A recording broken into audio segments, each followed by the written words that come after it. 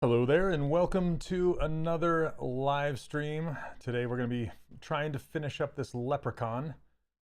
So, hey, how's it going, Tom? I've worked a little bit on him after hours, if you want to say that. I've added some, well, his coat, and I'm working on his vest and things like that, and some buckles. So hopefully we can get him wrapped up today since March is wrapping up. Let's see. Hey, Alex, I'm doing well, thanks.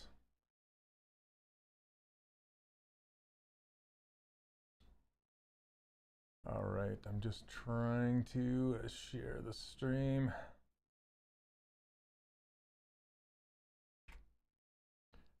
It's always fun to always a fun challenge to go search for it and find the stream.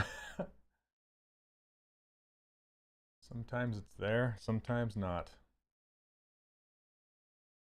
Thanks, HD. Appreciate it.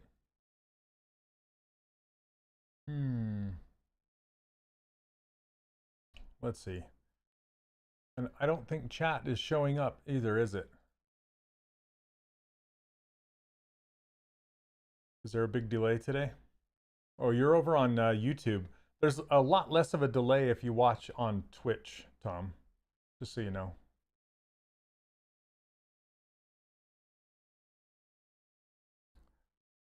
I'm still not seeing my stream. You guys let me know if the stream is working. Let's see. There's people saying hi from Twitch, like Neil. Hello, Neil. I just have a big blue square above me. Yeah, I think I'm gonna hide that for now. That's weird. I don't know why chat is not working today. I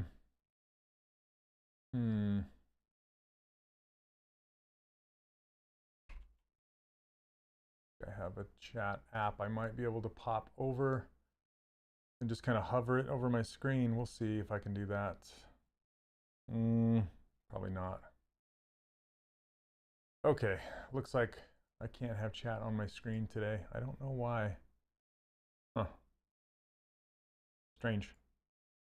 Yeah, I tried to get it to work before the stream started, and it looks like I only have 2 out of the 3. Looks like Facebook isn't working. So, all right. I just keep spinning this guy around. I'm not sure why Facebook is not, that's probably why I can't find my chat, because Facebook is not streaming. So, oh well, what can I do? Doesn't always work. I'm just gonna let Kyle know.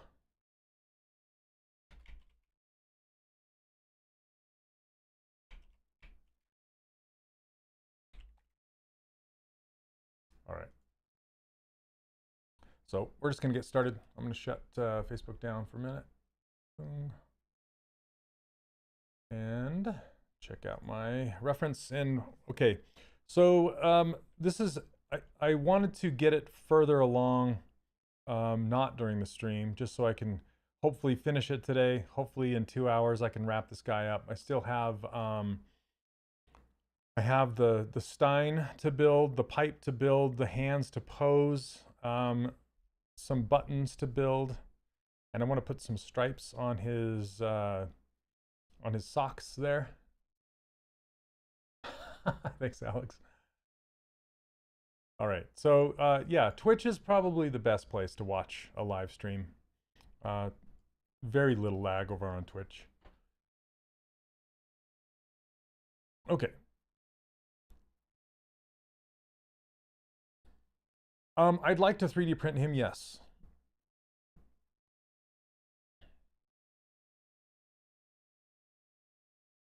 Let's see, I'm just straightening up his vest here, and I think I might put a shirt underneath here. Like a shirt tucked in, just has buttons, basically just a line separating one overlay from the other. So hey, welcome everyone. Sorry chat is not working. I mean, I can see what you're saying, but I can't have it on my screen. I'm not sure why.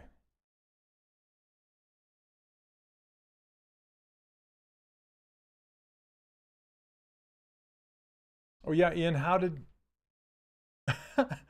oh, you have internet. You got it up and going again. Dude, that sucks. I'm so sorry to hear about your stream. It's when you have technical problems and you're supposed to be going live, it sucks. It's not a fun thing. That's for sure.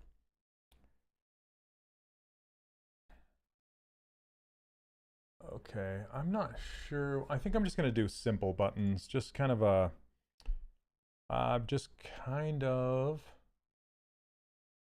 maybe something like this. Not just a big sphere, but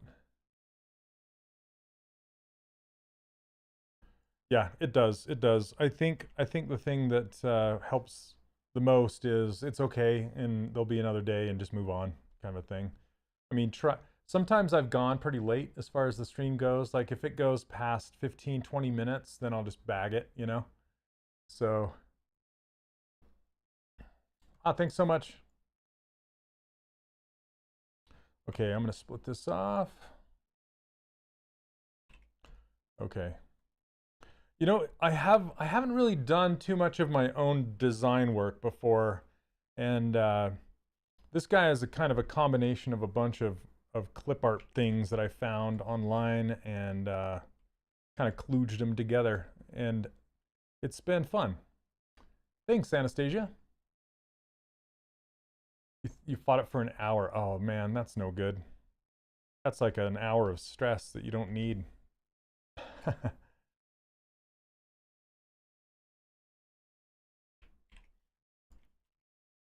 Yeah, it's kind of interesting how much we've come to rely on the internets.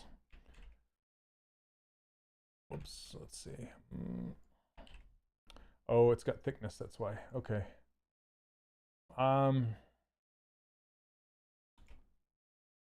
Oops. No thickness. I don't want thickness on this button. It's a button.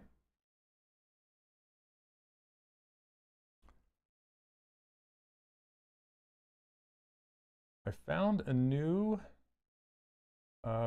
musician, singing artist, whatever you want to call it.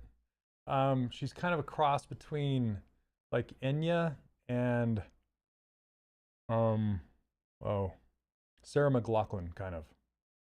And I gotta share because I just barely discovered. Her name is Julia Westlin. Yeah, see if I can post this in chat and see if you guys get it. I don't know if you'll see it. Julia Westlin, yeah. So this is what I'm listening to on YouTube. But super, super good. It's great background music while you're sculpting. Just kind of mellow area, yeah, just ambient, good stuff.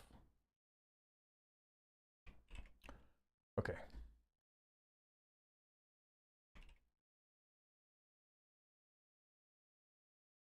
Oh, for this button, I think I want to, just gonna Z model it a little bit. Extrude poly loop. Yeah, I'm just gonna kind of extrude it out like this.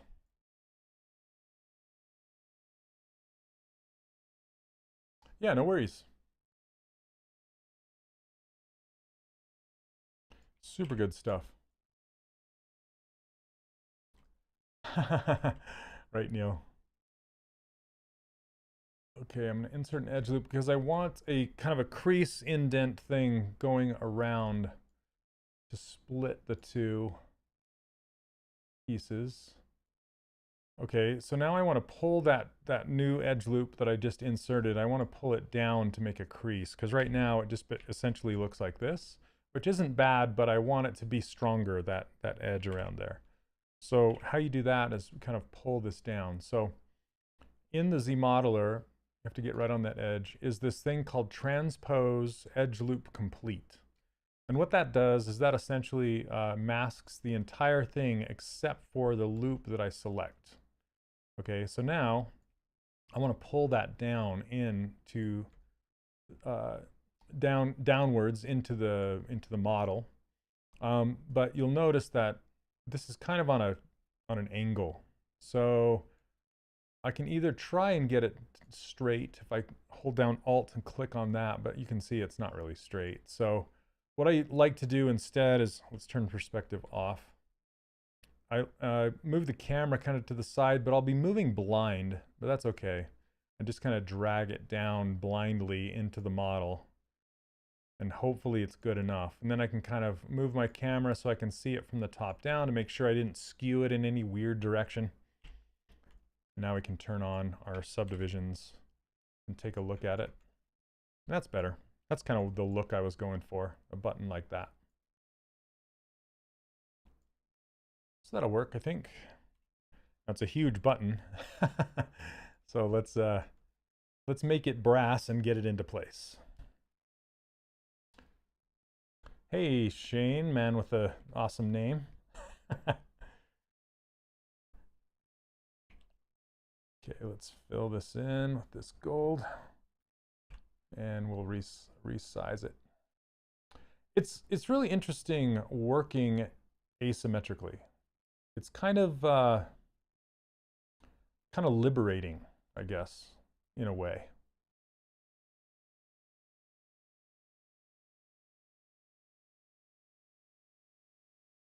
Because you're not really bound to being symmetrical, and it's, like I said, it's freeing, and it's it makes your model come alive a little bit more, I think. And you have more opportunities for discovery. And now, since I'm laying this out, of course the beard is colliding with the buttons.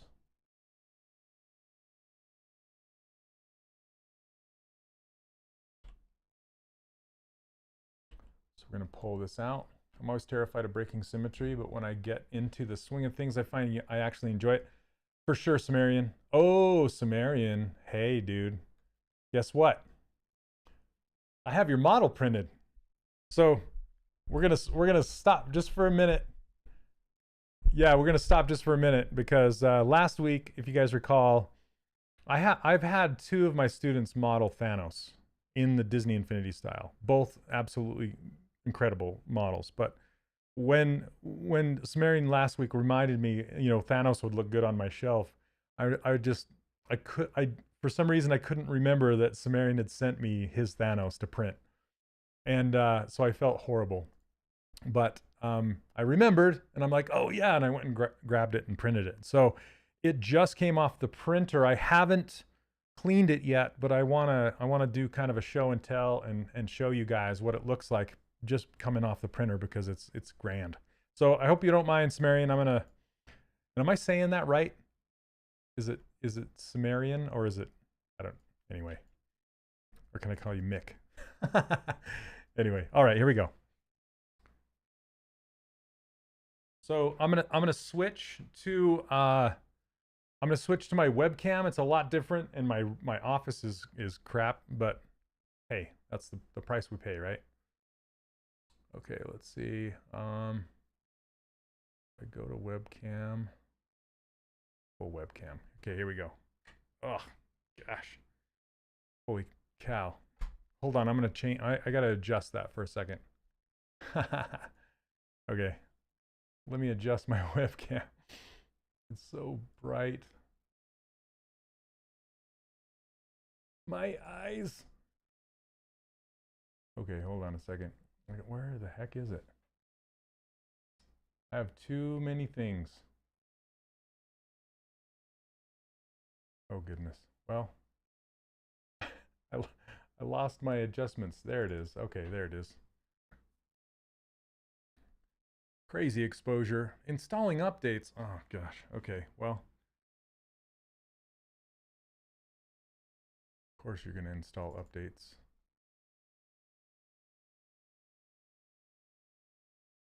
Now it's gone. Oh gosh. Well, maybe I'll just show it in my big camera. I'll just go full screen. Oh, now it's coming back. Hold on a second. Please stand by for technical difficulties. All right, it's up. And exposure. Okay, there we go. Now we got it. All right, let's go full cam again. it's not going to work because it's over here. Okay, now it's not, it's like too low of exposure. Hold on. We'll get there. We'll get there. I think Kate made one, if I'm not mistaken. I could be mistaken. So, okay, exposure. There we go. There we go. Okay, one sec.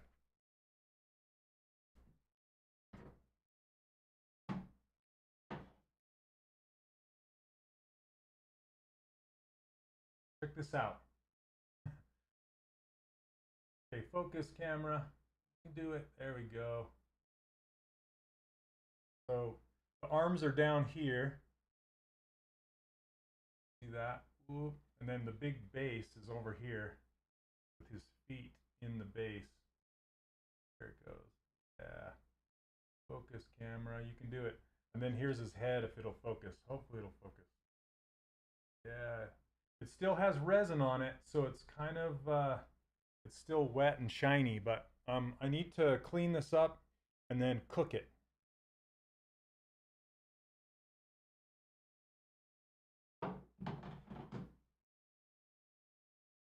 So I'm printing that on a form 2. So you can see it right over there. I have it open. I need to close my thing. There's my paints and my little workbench. But it's yeah, it's telling me to close the lid. So hold on a sec.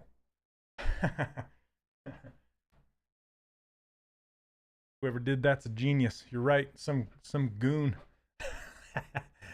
Okay, let's switch back to this. All right. So I'm gonna show people. I didn't print the Santa hat and the present that he's holding up. So I might print that later, but let me see. Where did I put it? There we go. I'm gonna open it up and show people if you don't mind.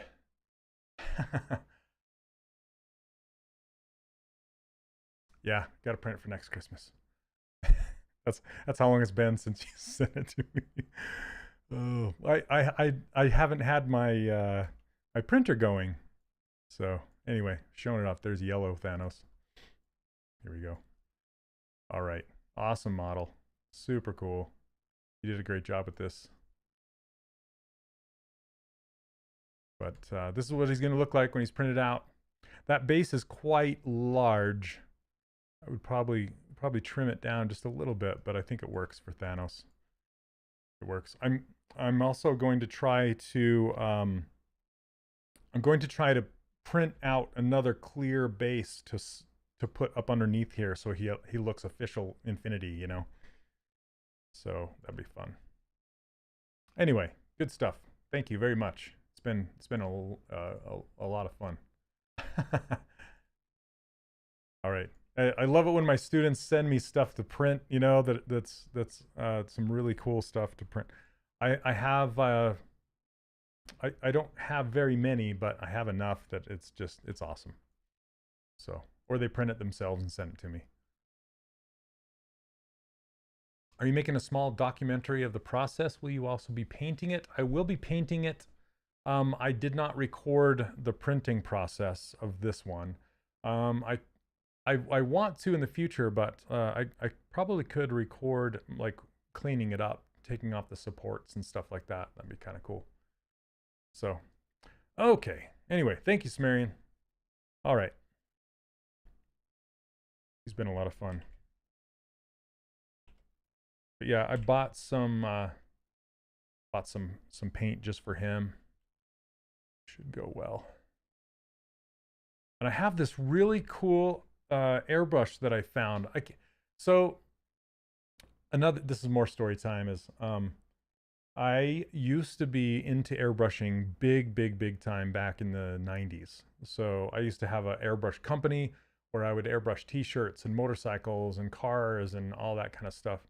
And yeah, I was into it quite heavily. And then I just stopped for, you know, it kind of fell out of popularity a bit for a while. And now I'm kind of dipping back into my airbrushing skills with this miniature painting stuff.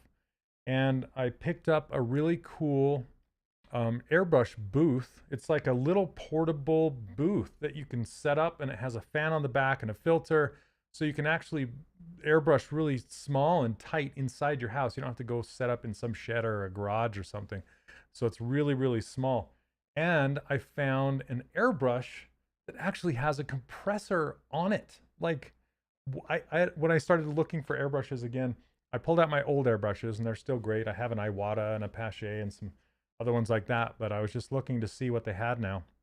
I still have my old air compressor. It's a silent compressor that's about as loud as a refrigerator. It's really quiet, because I'd go to live events in airbrush t-shirts, like car shows and things like that. So I had to be quiet. I couldn't have this big loud compressor.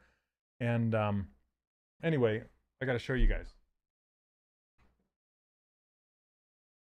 So it's this little thing. See this airbrush? Airbrush. And it has, this is a compressor. This right here, this is a compressor. Here, let me switch over back to my webcam so you can see it. So, come on, webcam. Yeah, check this out. Oh, my exposure is back. Exposure is loud again. Stop it. There we go. Okay. See this thing? So, what's cool is it's rechargeable with a USB-C cable, and it has this, it tells you how much charge it has left. And yeah, it lasts a lot. I mean, you could leave it plugged in, right? And yeah, and it's not very loud, and you know, it just, here. That's it. That's all. It's crazy that these things exist. It's oh my gosh. Oh, there's the light. See it? Oh, can you see it? Let me see. There it goes. See, that's the indicator of how much it's been charged. So yeah, super crazy. And this is a dual action airbrush. So you push down for air and you pull back for paint. So that's how it works, and the air compressor is built in. Yeah, dual action.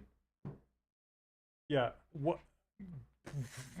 It's just, yeah, that blows my mind. It absolutely blows my mind.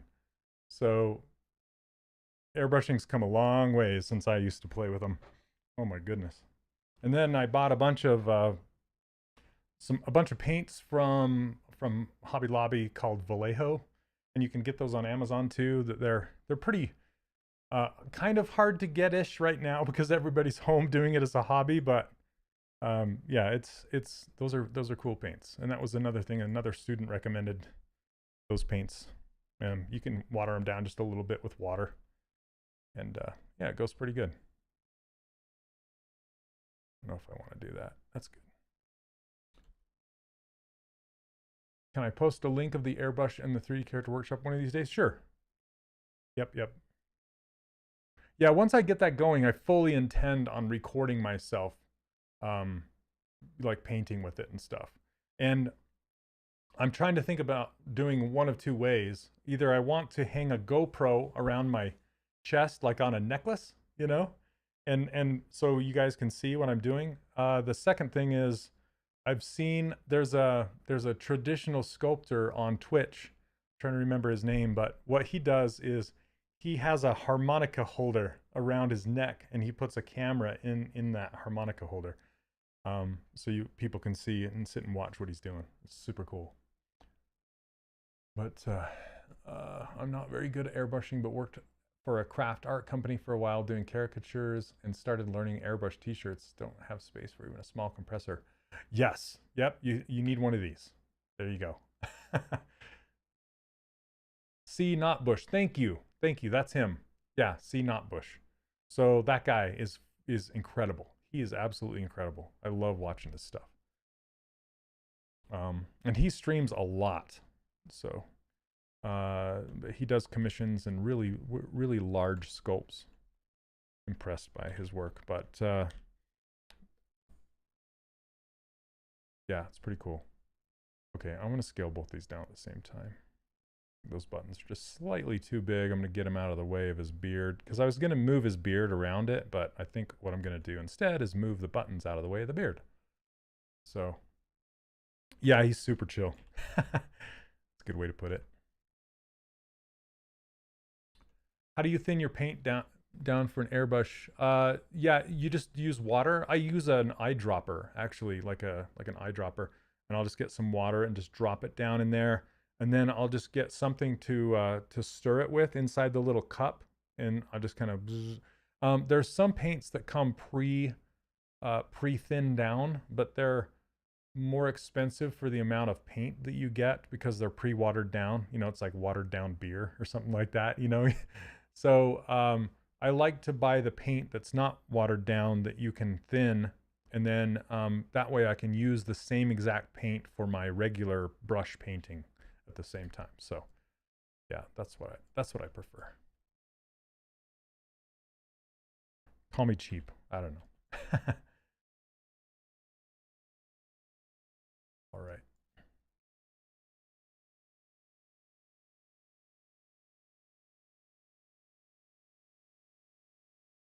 Yeah, some of these paint companies like Citadel and things like that, they will make some specific paints for airbrushes. And it's essentially the same paints just watered down. So you're paying for them. And they're not cheaper. You'd think they'd be cheaper, but they're not. They're the same because they have to put them in the similar bottles and all that stuff. So you're paying for packaging, and it's just not worth it, you know? Yeah, they are similar. They're very similar. I actually some of the colors that I can't find in, say, Vallejo, and I'll find them in Citadel. And but the paint pots are different. The cool thing about sorry, we're going on it. The cool thing about these Vallejo paints is that they have this little cap. And I basically ordered this holder off of Etsy, so that there's a lot of people that have those laser woodcutters, and they'll make up these awesome things. And I bought this specifically for holding Vallejo paints. It was like $20 or something like that. This holder, and it holds them upside down, so all the paint runs to the tip, and then you can just open it up, and it's like ketchup. It's like preloaded, right? And then that way you only have to drip out what paint you need. And then I bought it's pretty cheap too, but it's a wet palette. So let me see. So it's just this plastic thing, just this big plastic thing, and it comes with these stay wet. They're I want to say they're paper, but they're not. They're these sheets that hold water. And so if you put and this has a lid, so you put the sheets inside here, and then you load it with water, and then you can put your paint on there. And since acrylics are water-based, they'll never dry out, and you can keep your paints wet inside of here, and then you can stop painting and then continue your session later on. So it works better that way, Yeah. Because I used to use like these little porcelain paint pots or paint mixing things, or plastic, and my paints would always dry out. I'd have to pour out some new, and then if you have some that's already mixed that you like and you've mixed it and then it dries out, then you have to figure out your recipe for what it took to mix that color again. It's just kind of a pain in the butt. So yeah, wet palettes are cool. Oh, thanks, Comic. Yeah, it has a sponge under the paper that holds the water. Thank you. I forgot about that part. Yeah, so you've used one before, I take it. Okay, where were we? Let's go. Okay, I'm gonna make this pipe really quick. I think we're at that point. And I still want to move one of these buckles, duplicate it, and put it on his hat. So. How's the sculpt coming? I'm liking it so far. I'm pretty happy with it. But let's do. Okay, let me think about how I want to make this pipe. Let's select his hand.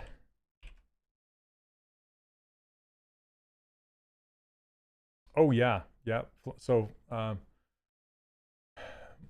Maritz says, flashing back to art school, so much fun. Those foundational skills translate well into CG well. Yes, they do. Absolutely.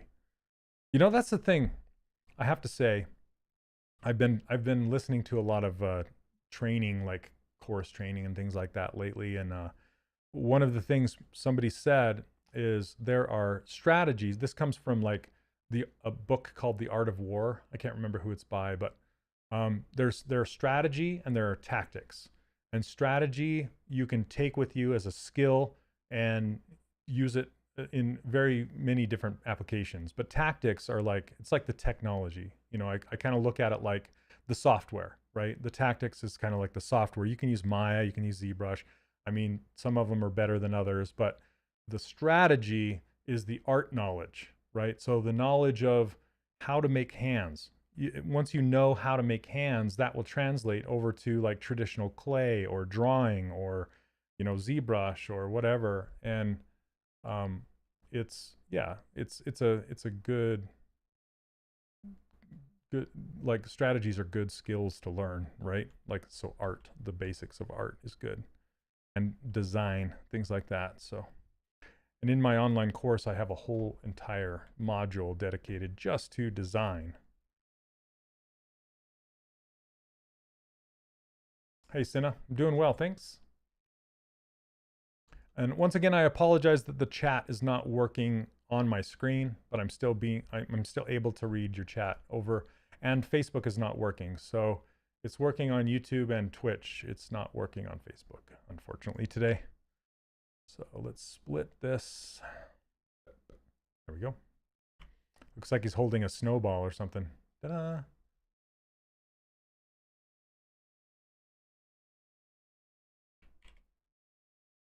Okay, let's scale this up just a bit and then. So I may move this down. Sometimes what I'll do is if I'm creating an object, like a prop or something like that, sometime I will pop that prop down to 0, 0 in the world, build it so I can use symmetry and then put it back, like I did with the shoe, right? So this pipe, I just kind of wanted to get a sense of scale, or what the scale looked like.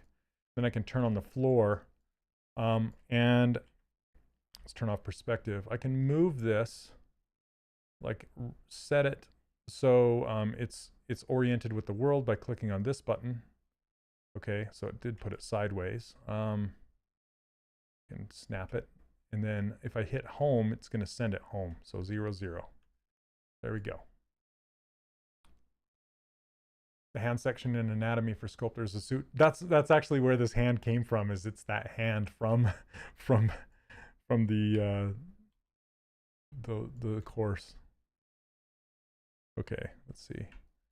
You can snip this off right here.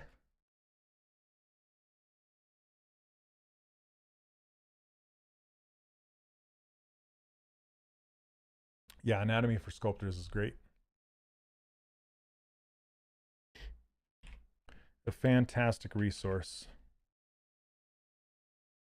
Okay, so you can kind of see this ring, but I want the ring, I want it to be thicker inside here, so that if I were to extrude that down in, it would be too thin. So what I'm going to do is, let's turn off the floor.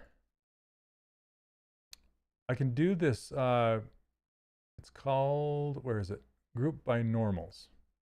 And what that does is anything past a 45-degree angle, it's going to put in its own polygroup. See this, the bowl part is in a green and the top is in yellow. And now that I have that, I'm going to make a new polygroup out of this ring. So I go to the Z modeler and I go to polygroup. I can do polygroup, polyloop. Okay, and if I click on here, it has this little orange line that indicates the direction. So if I click on that, I'm going to click it a few times, maybe. Undo. Nope, it's just going to give me that yellow. This polygroup is a little too, I'm not happy with the color of it, but that's okay. Okay, so now the reason I did that is because now I can mask off this center like this and then just scale it in on itself like this. I can make a big, thick edge. So I want it to be kind of that thicker, I don't even know what it's made of. Okay. Yeah, Shane. So Shane McLaughlin says, not only is it helpful for the anatomy you don't know, it's helpful for the anatomy you think you know. It's absolutely true. And I also have to give a shout out to Proco. So Proco.com, it's Stan Prokopenko's business. He teaches anatomy for figure drawing, but it absolutely 100% translates into anatomy knowledge in general. So that is where I learned a ton of anatomy is from Proco. So yeah, and anatomy for sculptors as well. Both of those fantastic resources. Okay, let's bring this down, and I want to try something here. I'm just gonna mask off this, but invert it and then blur it, and then invert it again. Okay, so I'm like trying all the tricks in the book. So I'm gonna pull this down in, and it's gonna go like this because it's a blurred mask. Okay, so here, let's undo it one more time. Maybe not blur it that much. That's pretty good. Okay, and I don't know that I want this so steep, the inner part right here, so steep. So I'm gonna grab this edge and bring it up, and I can use it's still on transpose edge loop complete. So I'm gonna click here, and it will grab it. You can center it, reset the gizmo, and then pull it up like this. There we go. So now we have a nice pipe bowl. Okay. Right now I'm taking the workshop trying to get better in stylized characters. Awesome. That's great to hear. It's always great to hear. I never get tired of it. Okay. So it looks like this is down here. I just wanted to see, just to make sure which angle we're looking at. Now I'm going to pull the stem out. And for that, I'm trying to think of the best way I want to do this. I might use Z-spheres just to kind of show you guys how I utilize those. Do I want to do that? Yeah, let's do that. Okay. So Z-spheres. Z-spheres is they're something that I like to use for specific instances, like this pipe stem thing. Okay. Now, what I like to do is I will append it. Well, actually, I'll insert a Z-sphere. It's right here. Okay. And I can turn on transparent. I guess it doesn't work. Let's see. I was going to scale it down. I'm going to scale this down to fit within this bowl, but looks like I'm going to have to hide everything except for this and this.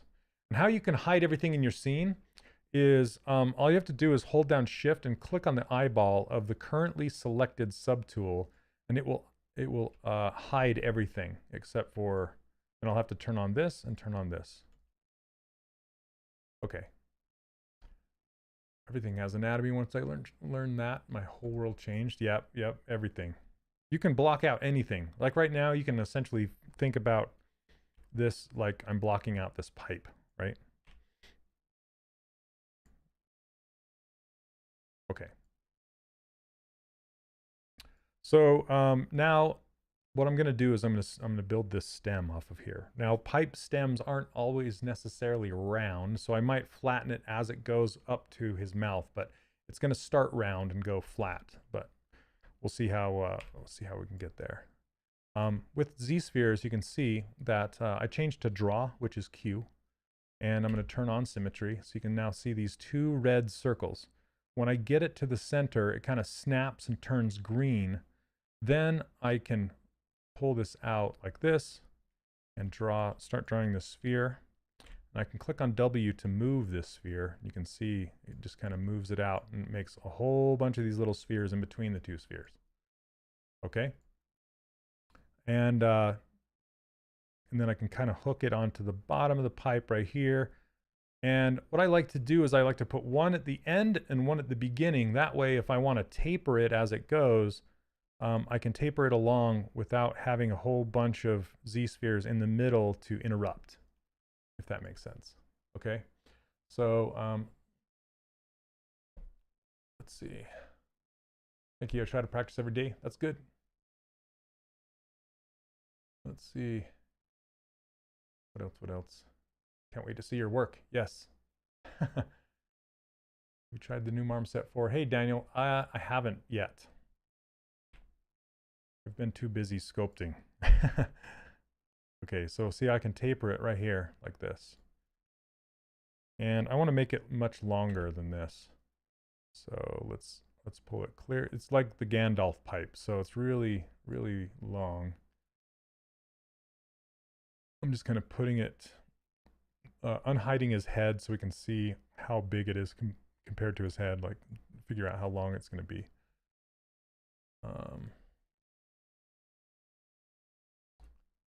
1 second. I'm just looking up some reference on these to see what the curvature is, what it's shaped like. And so it's essentially the one I'm looking for is it comes off of the bottom and then it kind of curves up and turns. So that's what I want to do. I don't think Marmoset has free updates. It's not like ZBrush. ZBrush has free updates. Okay, now it kind of curls off of the bottom and over. So that's interesting to note. Also with Z-spheres, you push A and you can see a preview. And it looks like this is twisting as it goes. So I'm gonna have to adjust that. But okay, I'm gonna insert a sphere. Just hit Q and insert a sphere. And there we go. Now we have it. It's not twisting anymore. And basically you can see if I hit A, it's giving me a dynameshed mesh. And that's not necessarily what I want. Okay, so I'm going to hit A again. And you go down to adaptive skin.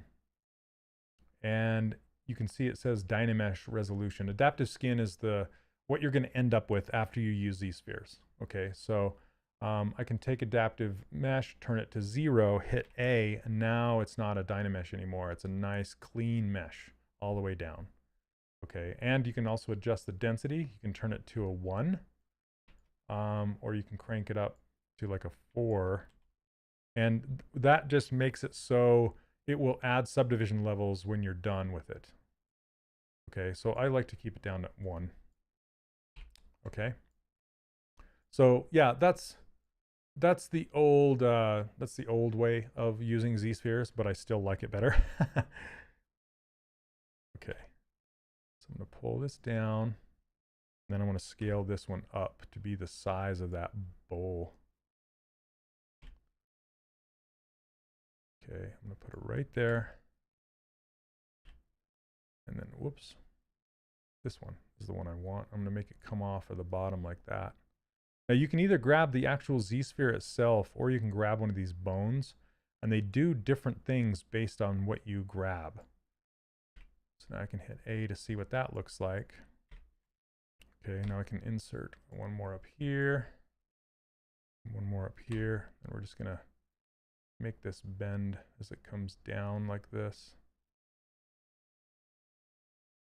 Something like that.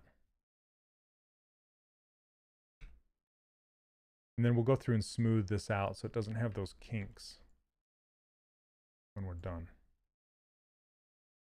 Okay.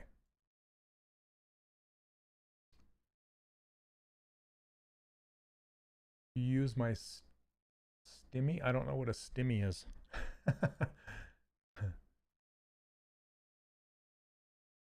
Okay. So if let's say we're happy with this result, okay, which I'm fairly happy with this, and Now what I'm going to do is make it real. And if you want to make it real, basically what you do is you click on this button called Make Polymesh 3D. Okay, when you're in adaptive preview mode. Okay, and what that'll do, oh, excuse me. What you can do is that will put this in a brand new tool. Okay, you can see if you look at your subtool list, there aren't any more subtools. This is in a completely different tool. So you have to go back to your character and then click on either append or insert. Append will put it at the bottom of your subtool list. Insert will put it right underneath the currently selected subtool. So I can hit insert and grab it right here. You can see this is the one you want because it doesn't have a whole bunch of numbers next to it. It's just by itself. Click on that guy and here we go. So this is our, if we hit A again, this is our Z-sphere kind of builder subtool, and this is our final. So we can hide that original one. Now we can edit this and start smoothing out the kinks. Okay. Use your stimulus check for ZBrush in the workshop. Yay! Well, I hope it's money well spent. Okay, let's yeah, for sure.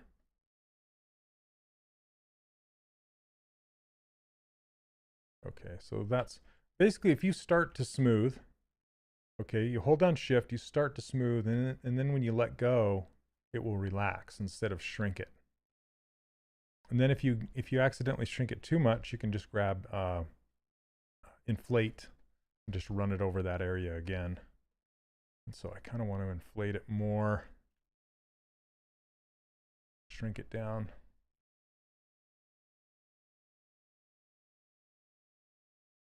Let's see. It's still too fast. So I'm going to do my smooth even smaller, less strong. And then come through here with move. Just kind of straighten that whole thing out. It's giving me grief, but so if you hold down shift and let go, that's more of a relax rather than a shrink. Like the regular smooth shrinks it down. And I'm just making this a lumpy mess.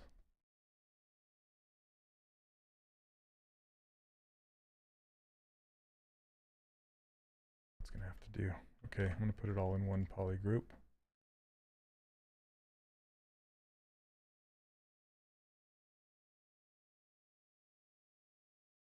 I'm just trying to get that taper to look good. Thanks, guys. I appreciate it.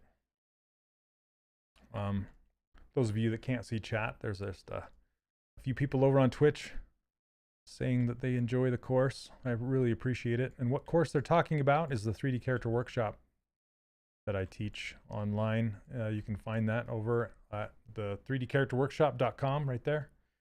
You can find out more information about it. And I also give away my free user interface and brushes. You can find those over there. And yeah, if you got a stimulus check, that's the perfect thing. Buy a copy of ZBrush and join us over at the 3D Character Workshop.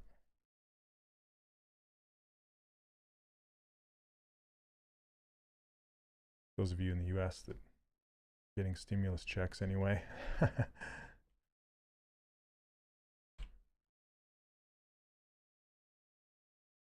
Hey, Jimmy.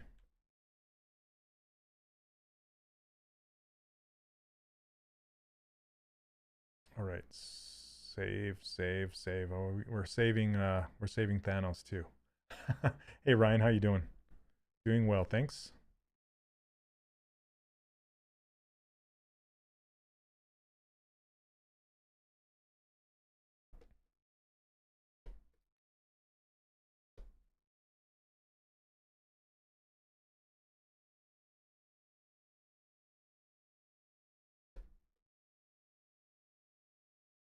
All right, let's just get this a little thicker overall.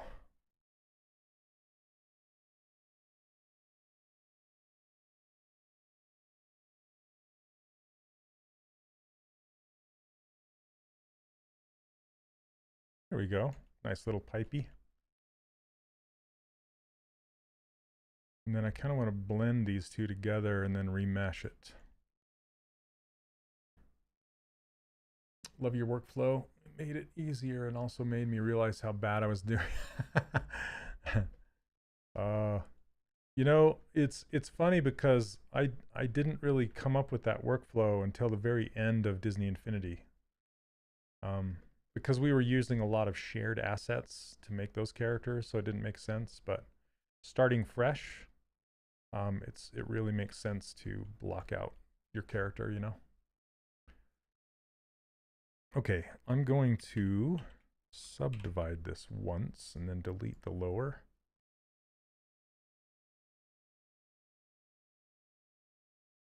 But thank you so much. I appreciate it. I'm glad it helps you out. Heard a lot of people say that it just kind of, you know, blocking out characters that way just kind of simplifies things and makes people understand, or helps people understand basic forms and shapes. Makes them a little more readable, you know.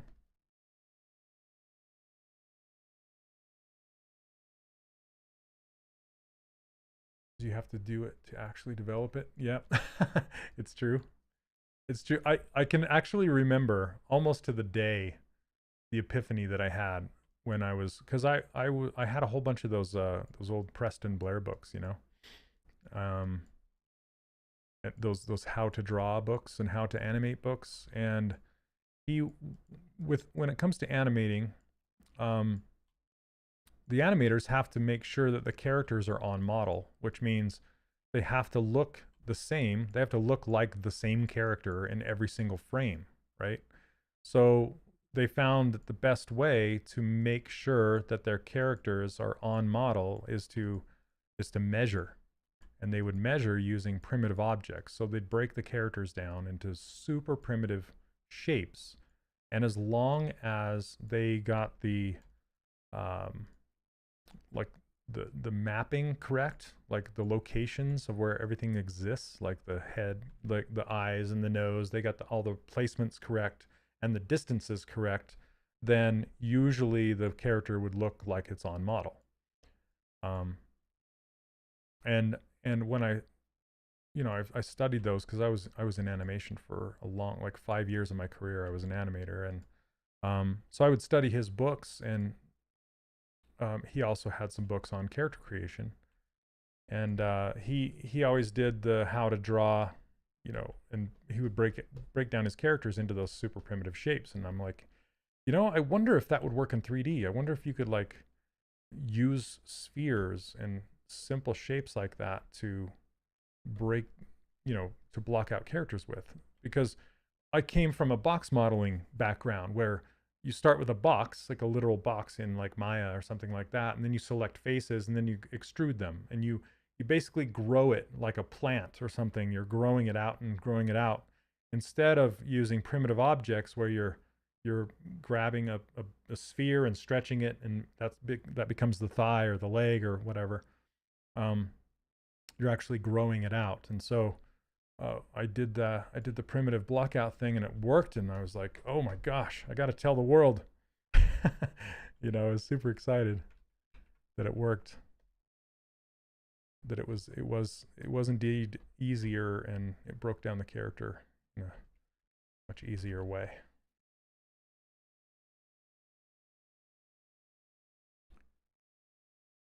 The course has done major things for my work. A few years ago, I dropped 3D because I felt like I wasn't improving. Now, after a few months of taking the course, I'm getting commissions. Oh man, I need to screenshot that.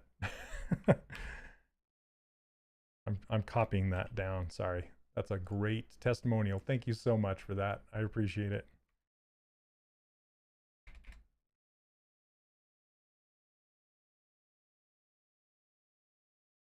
All right.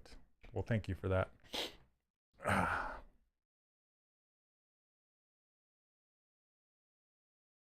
Warms my heart.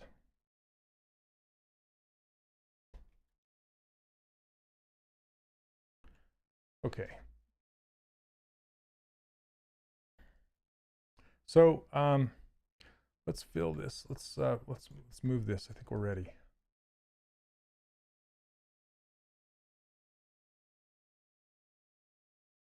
Okay, I'm done with this. Done with this Z-sphere builder. So I'm going to just delete that because we have this pipe now. I think I'm not going to combine it. I was going to combine it and have one smooth pipe, but I think what I want to do is leave it separate like this. It's kind of cool having that little ring. Little happy accident there. But I'm going to merge these together.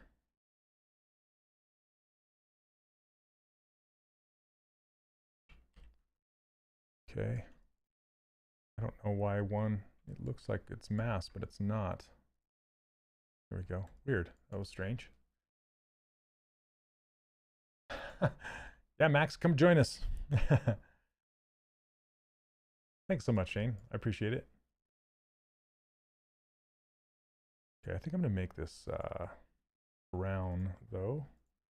Okay, let's show everything. Now he's like, he's pretty happy with my ruler, I guess. All right, let's hide that ruler. And grab this pipe. It's all buried in his model here. Let's grab it. Okay, there we go. And it's no longer in symmetry. Hey Gambit, how are you? Welcome, welcome. Okay, now I can't quite pose this yet. But I can kind of get it into position. Let's see. I want it to look like this. Like he's holding it, like he just went pull, pull, pull, and he's like, you know, he's like, hey, welcome to the party. You know, that's kind of the idea that I'm trying to get him to have. So he just like took a puff and pulled it away from his mouth there. So now I left my fingers on this hand separate on purpose because it's much easier to pose when your objects are separate like this. But I think what I'm going to do is put the hands, oh, they are already, okay. They're also easier to manage when they're in different subtools. So you're not over here trying to mask pieces and parts and it's also doing something over here, because if you're zoomed in and your other hand is off screen and it's in the same subtool, then you might accidentally move something and that finger is going to go boom, you know. So yeah, it's better to have one hand in a one subtool. So okay, so let's pose this hand out. It'll be fun. What time we got? Okay, we're about an hour in. I'm going to use my own hand for reference. So I'm just gonna kind of hold it over here and check it out and make sure that I'm holding it like I want him to hold it. So what's interesting that I'm finding is if I'm actually holding something in that position, it's kind of hard to hold my two fingers up. They want to go down and touch my palm, which is interesting to me. Because when I was thinking about the hand pose, I was thinking about like he's pulling his pipe away and I was going to put his fingers up like this a little bit. But it's kind of hard to do. And I know you guys are all trying to do it right now, aren't you? Okay, and then I was going to make a little triangle, like these two fingers plus the thumb to hold it like this. And also when you do that, notice that your thumb meat, this whole big piece right here, it raises up to meet it. So a lot of beginning sculptors, when they go to pose the hand, all they do is they try and pose. I can't even do it. They try and just move these two pieces and they leave this one down where it's at. But that's a problem, right? That's not how it works. So you have to bring this whole bit up. This part of it. Okay. And I'm going to show you guys a trick. And it's kind of one of those you have to stand on one leg and rub your stomach and pat your head at the same time to get this to work, but basically, you can, here, let's solo this hand. You can mask this off, but I want these two pieces to not be masked. So what I could do is I could essentially just isolate these two things and then unmask them. Okay, there we go. Okay, and now all three of them are, you can do that. And that's how I usually do it, okay? But there is another way, and it's kind of a secret way, but it's kind of hard to do. So what you do is you hold down Control, click on the object that you want to add to the unmasked selection, click it, drag to the piece that used to be unmasked, and then add Shift. So I'm holding down Control and I'm adding Shift to that. Then when I let go of my mouse, ta-da, it's part of that unselected or unmasked portion. Okay, so I can do it again with the thumb. Hold down Control, click, drag, Shift, let go. Okay, so that's a secret. That's kind of a hidden thing. Okay, so what I was talking about is now I can grab this whole thing and move it up.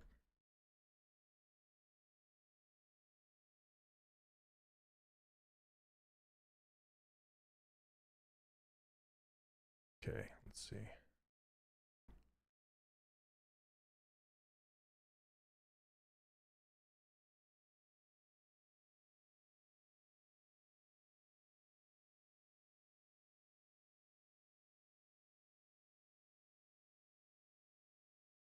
Okay, sorry, I'm looking at this from all sides.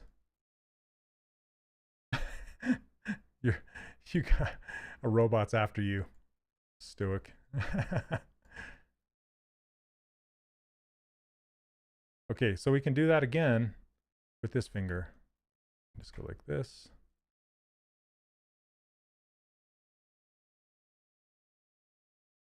And don't worry if you're gonna, accidentally move the finger out of place. Looks like he's doing one of these things, right? Me. So and then I'll add the third finger to that to make it a triangle. And I do want to make it a triangle, so I'm going to move this over here a little bit. I'll probably move the thumb in a little bit and then bring this finger to make it be a triangle.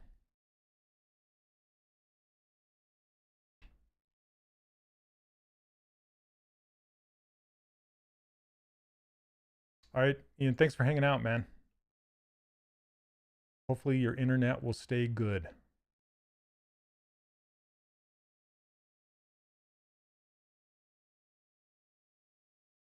Stefano, yeah. Yeah, it's kind of a time saver. Once you know how to do it, it's a time saver, but you can totally do it the other way where you're just hiding and showing things. Okay, you know what? On this one, I think I want to go like this and then bend this finger a little bit. So I'm just kind of making this little bowl. But I do kind of like that. It's a little dainty though, a little dainty. Let's see what it looks like on him.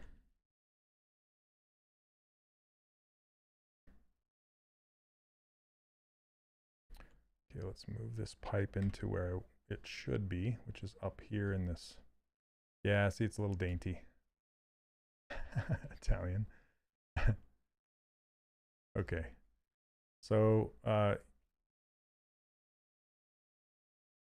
these fingers look like they're like being warped to the side. So I got to fix that. Let's fix that. And then we'll move. It's funny, they look like hot dog fingers. Okay, let's move this one first. Yeah, from this direction. More like this. And I'll move the thumb to match it.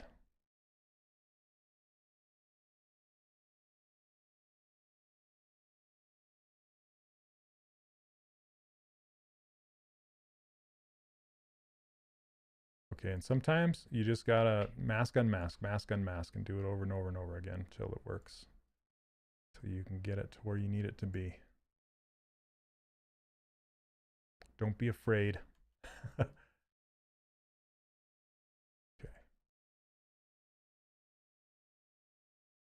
That's kind of working too. All right, let's grab the pipe and move it in here a little bit more.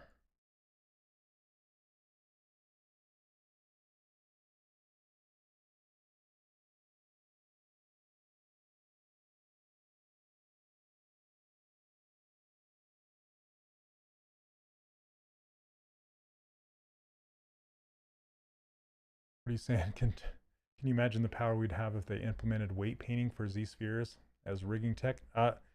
Yeah, I've often wondered, because I tried to rig a dragon a long time ago when they first implemented Z spheres and the ability to rig something with Z spheres. And it was interesting because when you make Z spheres, the IK and FK rig, it's not really a rig, but it's kind of built in, right? But yeah, essentially it doesn't give you weight painting, it just gives you default. So whatever it gives you is what it gives you, which isn't quite enough. It's enough to play with and have fun with and give you some ideas, but it's not enough to put into production, because you need to be a little bit more precise than that.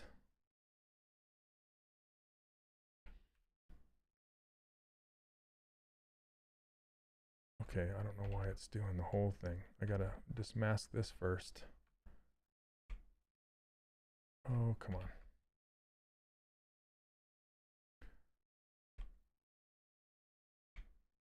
New.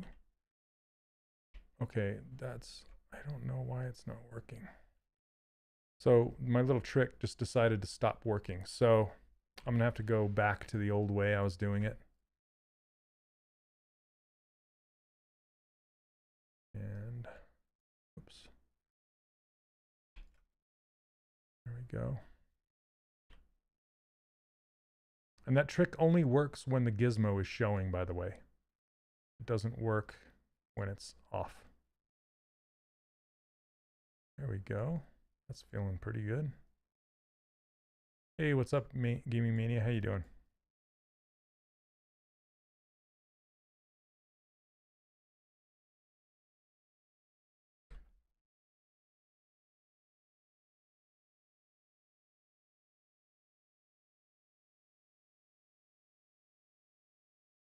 Okay. I kind of like those two fingers out, but kind of not at the same time. So, oh, thanks so much. Okay, I'm going to grab this color and I'm going to fill this pipe with it so it's brown like this. Okay. What do you guys think? Fingers out or fingers in?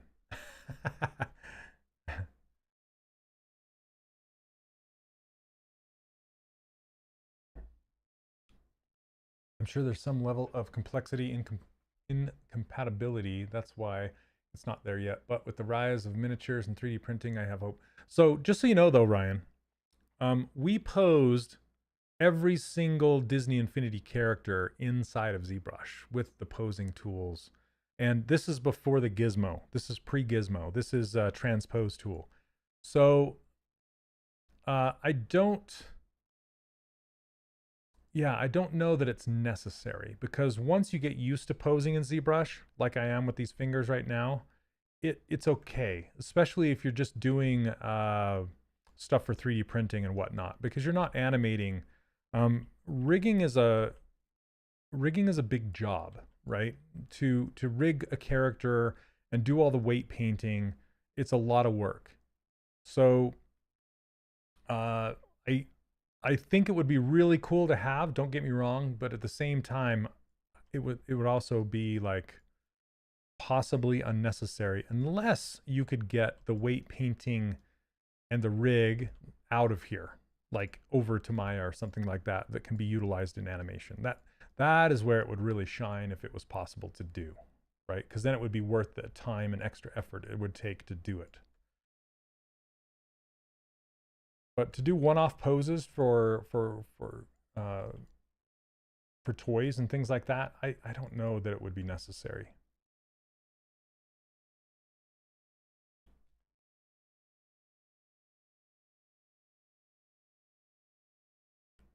Let's see.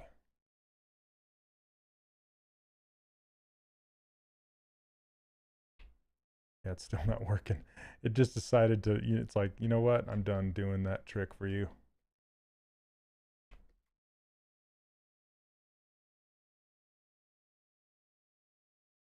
For the left hand, maybe the index finger extended a bit when I tried doing the pose. I felt my index pointing. So this is kind of what I'm doing. Is this, I'm not holding anything. I don't know if I have anything the right size. The closest thing is this paint thing that I have right here. But what I was going to do is I was going to spread these two fingers out more. It's kind of hard to put them close and together and bent, but to stretch them out like this, it's pretty easy to do. Yeah, see that? So I'm going to stretch out those two fingers. Yeah, it's not, this is not comfortable. This is like a, this is almost like I'm trying to say, like sign language. This is like sign language, you know? I can't remember what that is. My daughter's learning sign language right now, but it's definitely not a comfortable pose. But let me see if what it looks like if I move that pinky down.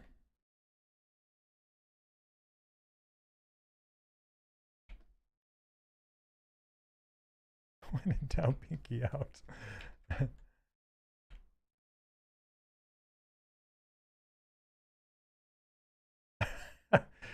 There we go. That feels better. All of a sudden, it looks better. That's fun. Okay, I like that.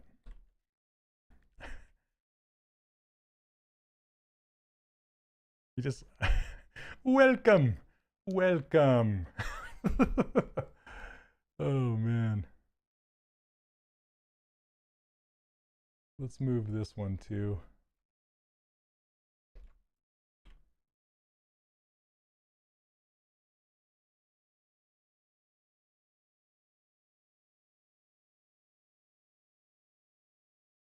How do you start making a good character? I don't know that I can answer that question. Well, you start making a good character by having good reference. Good concept, good reference. As they say, garbage in, garbage out. So you want a good... I have a couple images off of my screen on my other monitor that I'm looking at for reference. And then just lots of practice.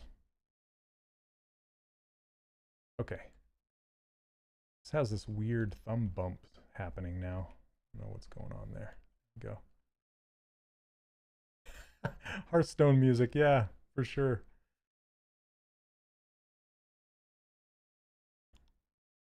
I kind of want to, like, so he's kind of like this. Well, you can't see it in the camera. He's kind of like this. I almost want him to be more, like even more open, like bend that wrist down just a little bit more.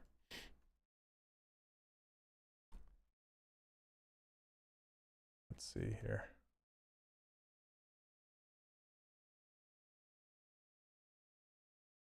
Okay, so what I can do is do the pizza boxes thing.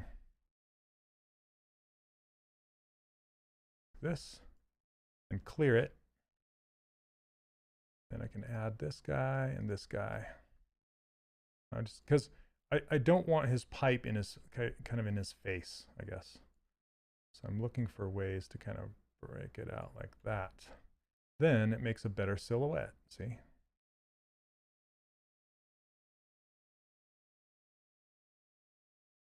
Are you going to model smoke? Yeah, I was thinking about it. Sorry, I missed that question.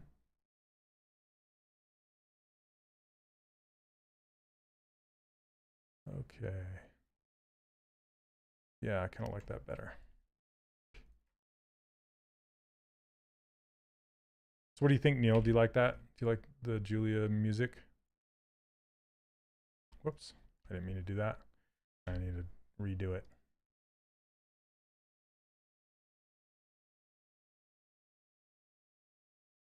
but I do want to maybe bring, like, rotate it just slightly in this direction.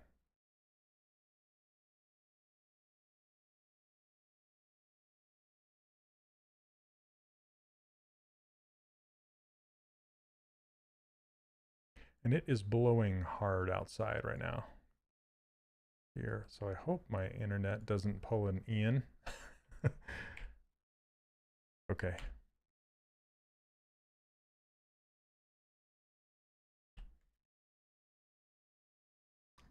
You like it, Neil? Yeah, it's very ethereal and ambient, and yeah, it's a lot of fun. Okay, so we got, what, 45-ish or so minutes. I want to make his stein, and then we'll pose his hand to the stein.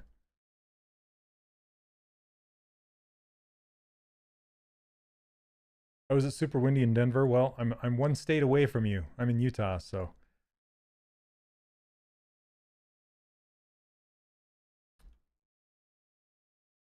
Okay.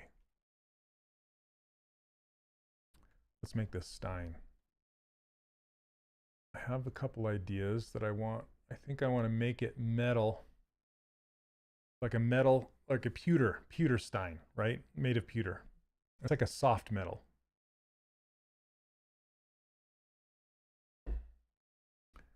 Okay. And I kind of have a design in mind. I'm going to start with a cylinder down at the base, but I'm going to save this first. Twitch, ZTLs, Leprechaun, 7, sure. Will I add stylized puff of smoke on the pipe? Yeah, I kind of want to. I want to use that new balloon brush, that mesh balloon brush. I want to try that and see if I can make some decent looking little smoke coming off of there. I also want to use, maybe make some of the bubbles coming out of the stein too. So we'll do that. Are you used to collect steins? Awesome. Okay, let's see. Let's show the floor. Now he's sitting like right on the floor. That's kind of weird. I need to move him. But so he's not going to be sitting on anything, Mark. What the idea is to 3D print him so he can sit on whatever you put him on, right? So one of the ideas I had was like the edge of your monitor. So he's like hanging out, like having a good time sitting on your monitor or something, or your desk or your shelf, you know, like Elf on a Shelf. I don't know. Anyway, I was making his butt flat so he can kind of sit on whatever you put him on. That's the idea. Okay. Let's stein. Here we go. So I'm going to append. When you append, it puts it at the very bottom of your whole subtool list. So the very, very bottom right here. Okay. And when you have your gizmo showing, you can click on an insert multi-mesh brush, click one of these shapes, and it will replace that shape with the shape that you click on. Okay, so snap that like a cat, like sitting on a cat.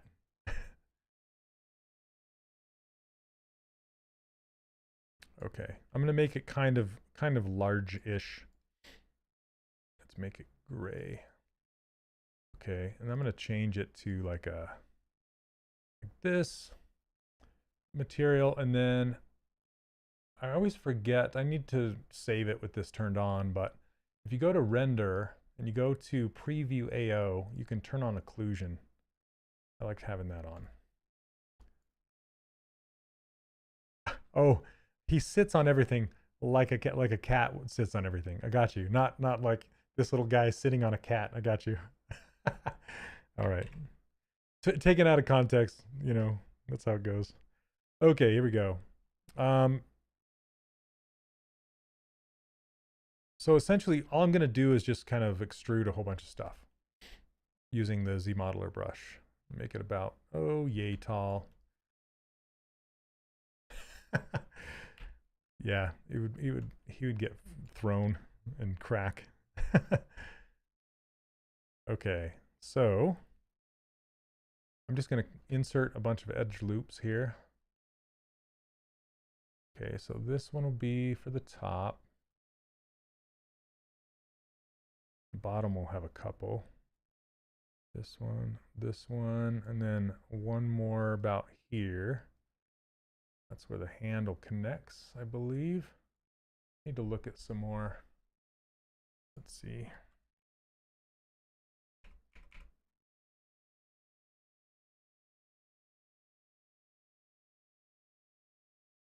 Okay. Yep, that's what I thought. All right. Man, there's some cool steins. I'm not going to do any fancy edge work or anything like that. I'm just going to do like a super simple, like something like this. See that, like half pint tankard. Just that's kind of the design. Just super simple. Hey, what's up, Chris? Okay, so let's do extrude.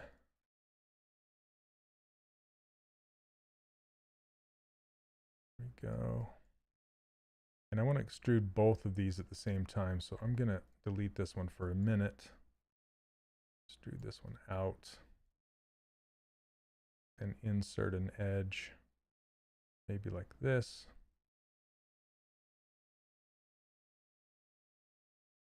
So I'm going between extrude poly loop.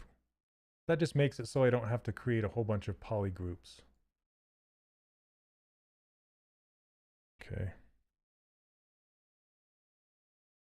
Yeah, that's already looking all right. Okay, and then I can turn this floor off so I can see what's going on. And then I want to put in some support loops just to tighten up these transitions a little bit. And what I can do, or what I usually do, is use bevels. So you can click on here and then go to bevel, edge loop complete. I can just bevel this like this. And what that does is it just puts two poly loop lines next to each other. I mean, I could do it on this one too, to curve it. I'm just going to look at it. See, it makes it much tighter, much more defined.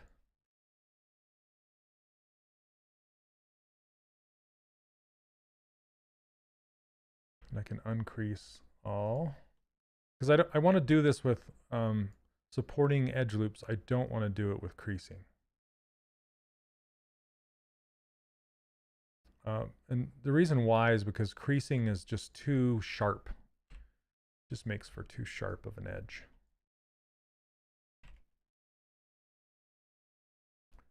All the bevels. Were you a traditional animator like Aaron Blaze? No, I wasn't. I was a 3D animator. CG animator. But I've hung out with Aaron Blaze here and there at different shows, like Lightbox and CTN and stuff like that. He's a cool guy.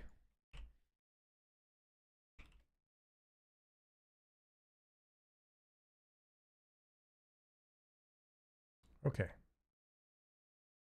I like that.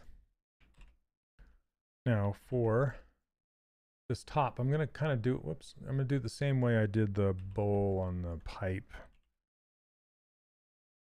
which is I'll essentially bring this in. Whoops, looks like it shares the same poly group as these down here. So I'm going to put it in its own poly group.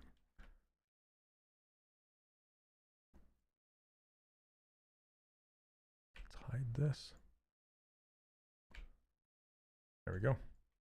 Control W will put it in its own poly group. And I can remask that and scale it in. I don't know why it's not right in the center.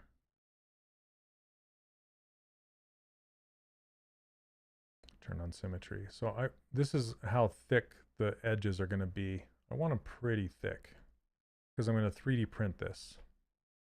Maybe thicker than that. Okay. Now, I'll just extrude this down in. Extrude polygroup all instead of polyloop. And I'll just bring this all the way. I'm not going to take it all the way down in there because again, this is just a 3D print. You know, it's all about illusions and how deep this is. It's not necessarily going to work that way. Let's see. Okay, what in the world? Why is it? Oh, it's all the same polygroup. Let's see. I got a question about a bit off topic. Have you ever been burned out from work and got sick of 3D? And if so, how do you overcome that feeling? Yes, I have gotten burnt out before on 3D, and how I usually get past it is I walk away and go outside and go hang out with my family and do other things. And then I try and inspire myself again by looking at what other people have created, other 2D concepts, like really, really good designs, and make me want to go, oh man, I wish I could model that. You know, that's what drives me. And so I'll always go back and look at other people's art, and that usually does it. I have a whole Pinterest board of stuff that I've gathered. Also photography, like really good photography, I'll look at for inspiration. Yeah, that's a good question. Let me see. I'm trying to scale this down, but it shares the same polygroup as these on the outside. So it's when I want to scale this in, it's scaling those polygroups as well, and that's not what I want. So I'm trying to decide if I care about these polygroups enough to keep them, or I think I'm just going to get rid of them. I can do that by using group by normals. So that will do anything past 45 degrees, it'll make a new polygroup. Now I can clear the mask, reselect that, and now I can scale this down. I want it to taper down inside like this instead of go straight, just because if it were to be manufactured in any way, not that it's going to be, but I'm just used to doing it this way where it needs to pull out of a mold, you know? So, hey, what's up, Jerome? How you doing?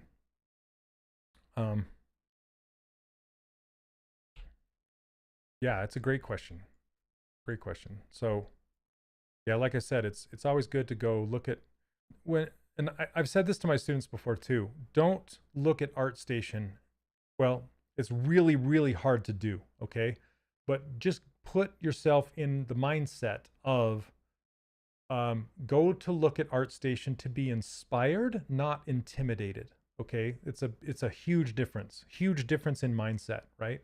Because if you go, especially if you're just new or you're getting older in your life and you're just starting this career or something like that, you're going to go and look at ArtStation and go, holy, you know, I'm never going to be this good.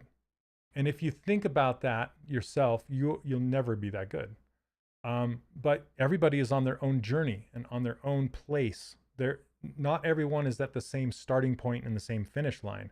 So you have to look at, it's kind of like a runner, right? You're looking at a runner that's almost crossing the finish line or whatever, or just running and they've been training for a long time and they're just doing amazing. You can't just go look at them and say, I'll never be that good when you're not even running, you're just looking at them, right? So you look at them to be inspired and go, I can run that fast someday, or I can model like that someday. I can't wait. I got to get started. Let's get going. Let's start putting down the polygons, right? Or the clay or whatever it is you're using. You just got to start. That's the best way to go, is start. Okay, I'm going to bevel this edge. Okay, I don't want to bevel that one. So you can see the reason the bevel didn't work on this one is because it has corners. See, the loops don't go all the way around. So what I want to do is insert, edge loop, and then click on here and then insert it and drag it down. You want to get it just kind of close to here like this. Okay, and now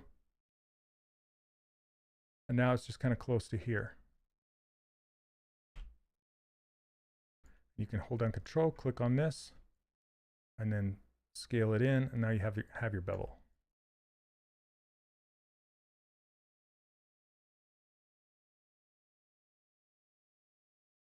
Yeah, also the benefit of art, you guys, it's not a sport. You know, your ability, you can do art until the day you die, right? It's not like you can be the best there is at basketball up until a point when your muscles and abilities start to break down. That's not the case with art. You know, with art, you can art till you die. so I guess your runway is a lot longer. So the best time to start is right now. Everybody's like, I'm too old. Should I start? I'm like, yes, you're not too old. Do it. I'm tired of you not arting right now. Okay. There we go. That's an all right stein. Let's do this. Let's give him a handle.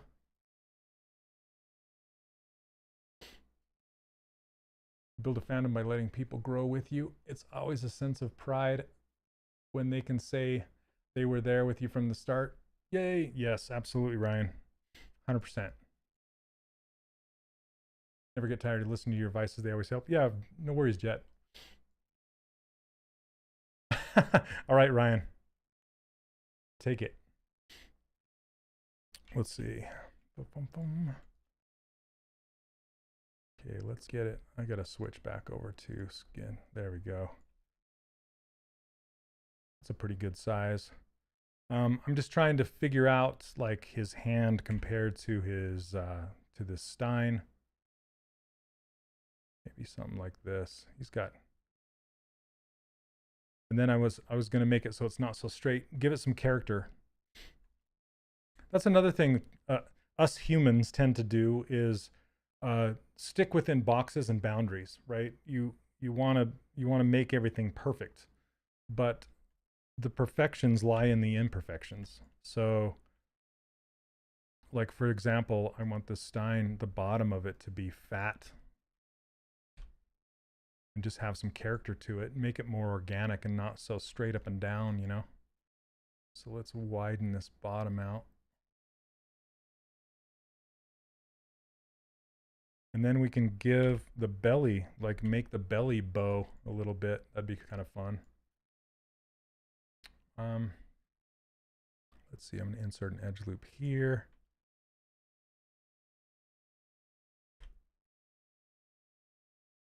And then turn off symmetry, get this guy in the middle. Yeah, so it kind of peaks, and then I was thinking about, I don't know if that's going to work. Because I think I'd have to pull this part down here. Yeah, let's do that. And then give this upper portion a belly. And what I mean by a belly is like this.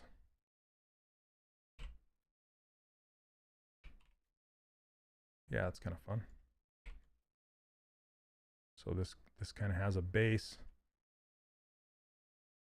and a belly. And then we'll hook that handle on somehow. Let's see. So I'm going to do a cube. Just insert that right here, snap it. Oh, you're prepping your little Batman right now. Oh, cool.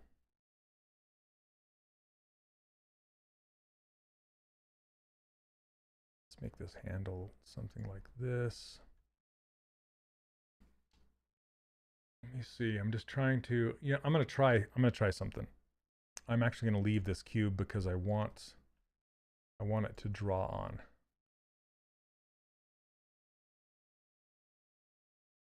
Okay. And then I'm going to try doing something that with the new brush.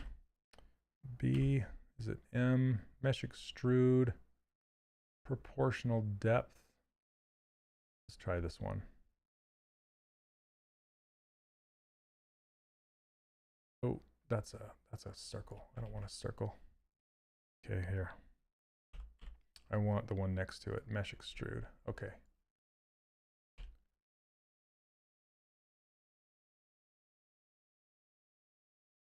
Thanks, man. Appreciate it. Okay, since I'm right-handed, and let's see, and I draw circles or arcs better like this, because that's where my wrist and my elbow pivot from. I like to put the curves on my left-hand side so I can arc into it like that. And basically how this brush works is you hold down Control and you draw kind of something like this. And then go back. I don't know how this is going to look. But blammo. Hey, that's fun. Okay, it's not perfect, but it's fun. Let's see. Okay, so I'm going to split this off because it's not centered and I need to do some stuff to it, but I think it's a good start. So let's do split unmask points. Arrow down. Okay, I'm gonna leave the creases on there because what I want to do is remesh this, but I don't know what I'm gonna get. Okay, and then let's look at it with the floor turned on because I want to kind of center this and then mirror it. Mirror and weld. There we go. Okay. So now we have it nice and centered. Turn symmetry on. And I want to Z remesh this because this is too dense for me to work with. So turn on keep groups. Let's try 5000, hit Z remesher, see what it does. Okay, not bad. Then let's try half. So if you go over here to Z remesher and you want it to be even less dense, you can just hit half. Where is it? Half. And it should simplify it more. Just hit it a couple times until it gets pretty dang simple. Okay, that's pretty dang simple. This is something I can use, okay?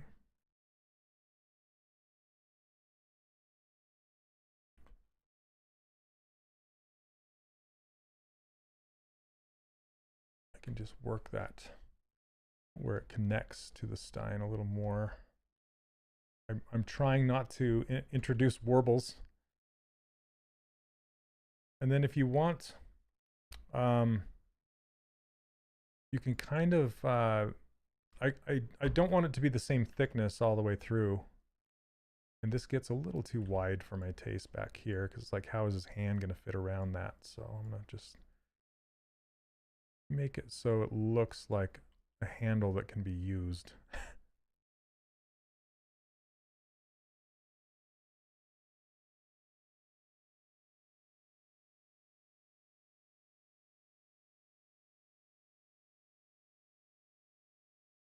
I'm not sure how his hand's going to fit in there just yet.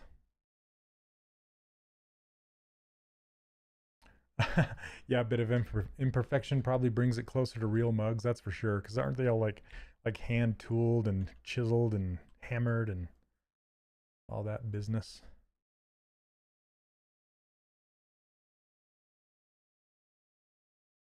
Okay, let's go transparent so I can actually grab this thing. Just making it so where it kind of sticks and it's welded, or I don't know what you do with pewter. I don't know that if you weld it or how that actually works. The only time I've dealt with pewter is like painting D&D miniatures. A lot of this is going to be blocked by his hand around the handles, so I'm not really too concerned about it. I need the connection point to look believable. And then I can get rid of this little rectangle I made on this. Delete hidden. There we go. Now his stein's in his lap.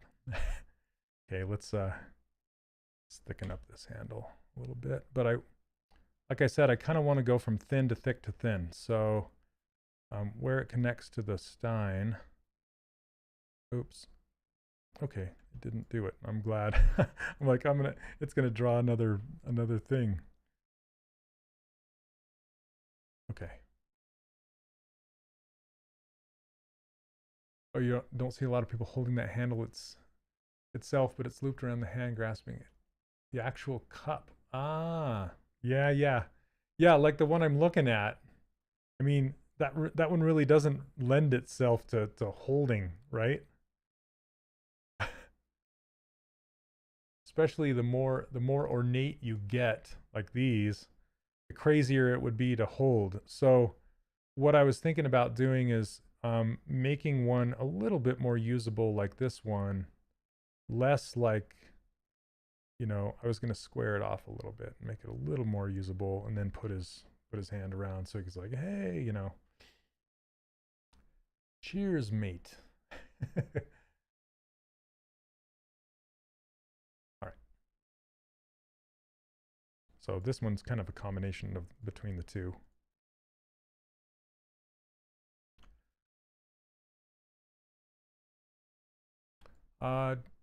Do you think good art is close related to good technical skills, or just good art skill like cognitive skills?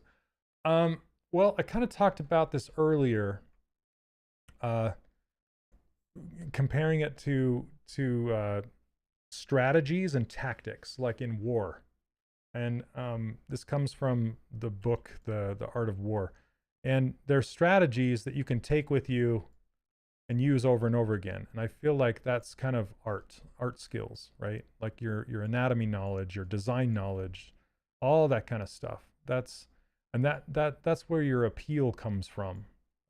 Your ability to make something appealing kind of comes from your ability to recognize good design, good anatomy, that kind of stuff. But technical, like tactics in war, is like the technical abilities, like how I knew how to use that brush to make this handle, right? There's so many different ways I can make this handle, but in this software, it's technical, you know, and my technical ability to figure out that, to use that brush, that's just technical skill, and that's tactics.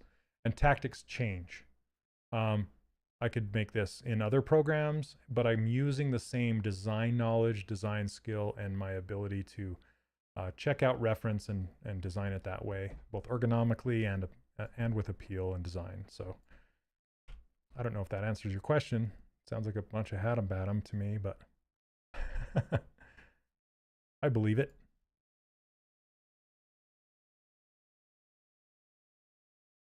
So there's two sides to the skill coin. Okay. Now let's get it in his hand and see what it looks like.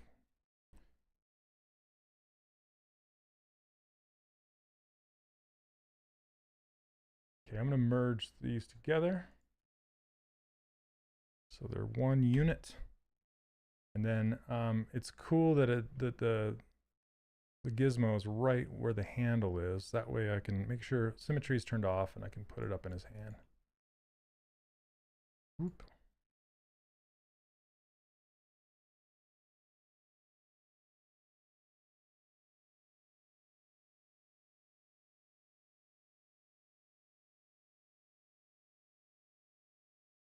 And when I have hands grasping something, I'll usually put it right in the palm next to the meat, because that's where it's gonna clamp and grab the thing, right? So that's kind of a good starting point. Like when my characters are holding swords or guns or whatever it is, I'll put it like right. Like I always think about that SpongeBob episode where Squidward is like in a full body cast, and Patrick's like trying to shove a jellyfish net in his hand. He's like, slightly grasp it. He like shoves it down. Anyway, I don't know why I think about that. Makes me laugh.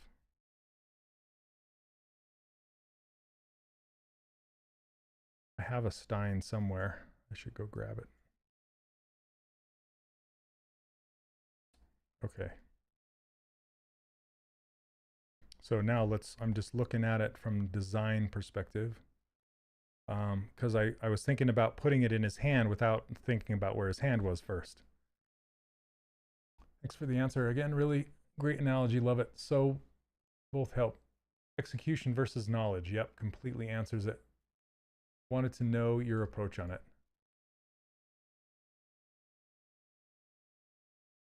Yep, you're welcome. Okay, so I'm just looking at his silhouette. Let's look at it in perspective. And think about the story behind it. So what is he doing, right? He's like welcoming you. He's like, hey, welcome, you know. He's holding his pipe out like this, and he's like, but he's trying, you know, he's not going to be wanting to spill the thing, right? So if it's almost gone-ish, you can kind of tilt it back a little bit. Maybe he's spilling some of it, you know. He's just like, hey, and so I don't think he'd be letting it be loose, right? He's like, cheers, kind of a thing. So let's put the stein where it needs to be in space first, and then put his hand to the stein, kind of a thing.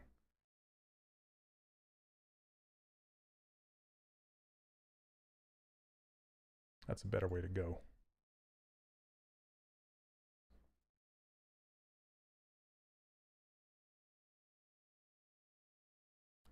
Maybe forward a little bit. You don't want to get it too on plane, which means like on plane with the world. You can have it on plane. If he's holding it by the handle, it's going to be on plane with his arm for sure. Ben Stein.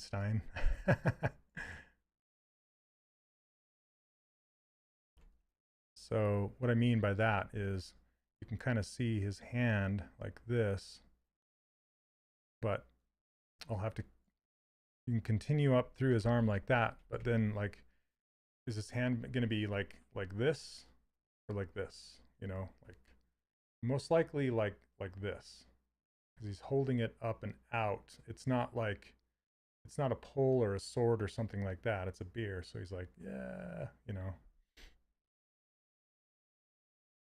So I'll move it more like this, even with the floor. Not even, but more even with the floor. It's all things you got to think about instead of just sticking it in there and just letting it do its thing, you know?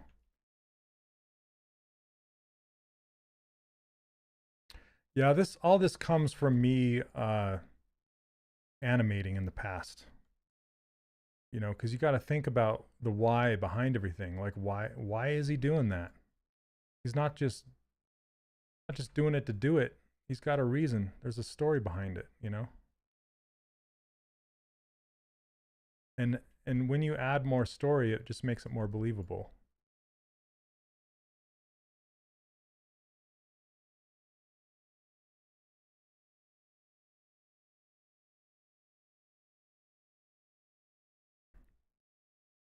Let's see.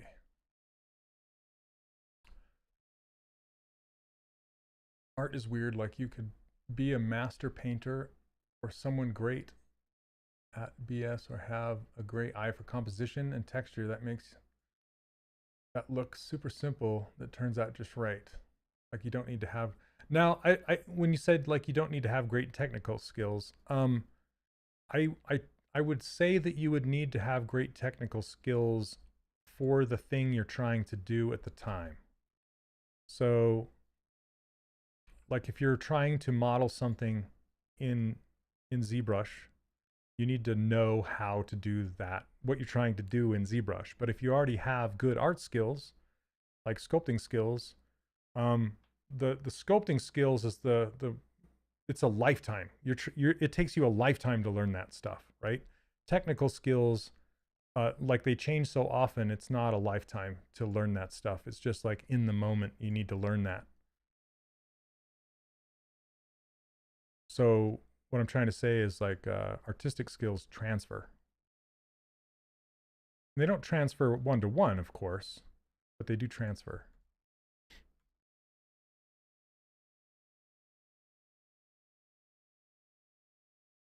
And just because you're a good painter doesn't automatically mean you're going to be a good sculptor or a draftsman or whatever, you know? Like everybody's mind thinks differently. Like I'm not the best at drawing, but I believe that if I focused and practiced drawing that I could get there, and all of the knowledge, all of my anatomy knowledge and design knowledge and all that would transfer, but the perspective and getting all that stuff correct would take me some time to master, you know what I mean? So, okay, let's see.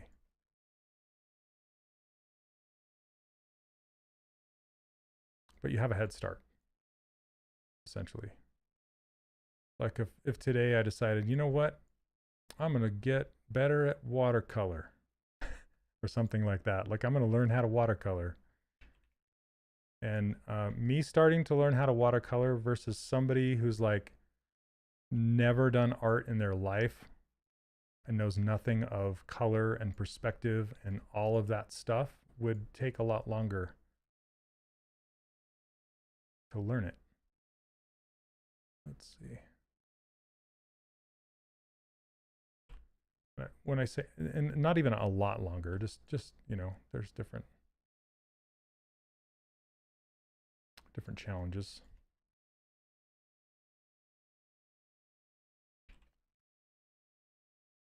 Okay.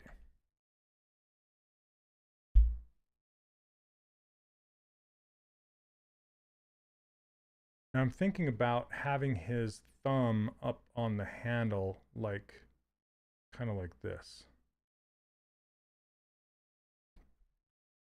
More forward than back, unless he's death gripping it, which takes energy. But he shouldn't. He should feel it, right? Yep. So a little lazier with it. I'm just trying to imagine myself doing it. Like what would it look like to do?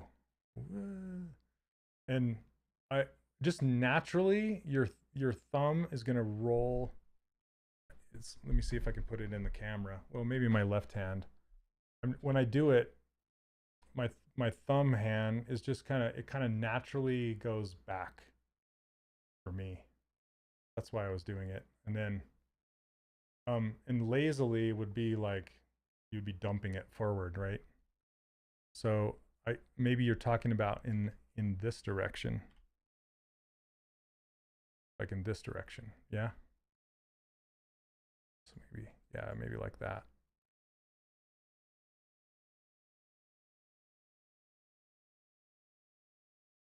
But then I also have to have the knuckles be able to curve and curl through the handle and work. So that's another thing that you need to keep in mind, right?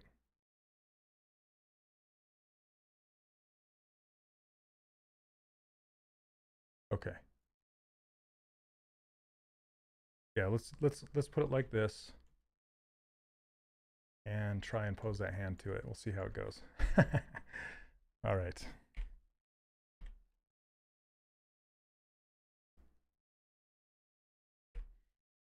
And thanks for the help, by the way.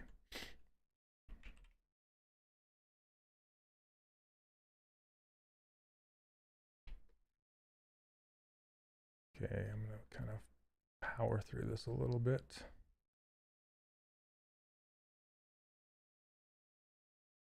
And also, one thing I like to do when posing hands is I like to look at the tips of the fingers and where they're landing, and then bring everything else up to that.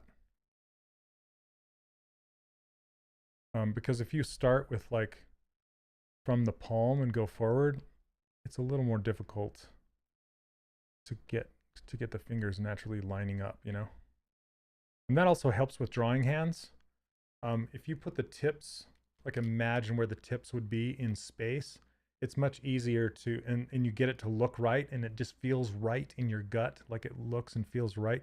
It's much easier to fill in the gaps of where, you know, the rest of the fingers and all the knuckles and everything live. If your fingertips are in the right location.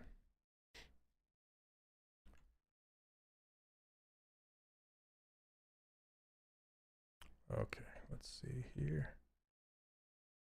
going to squish this down and this up just to give me a better start. Just going to fudge it a little bit.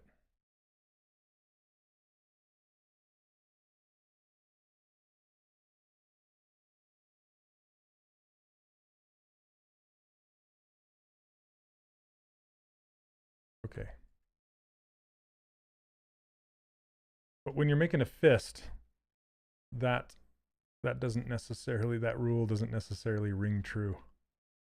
So as far as like getting the fingertip where you want it, I'm gonna actually grab this guy.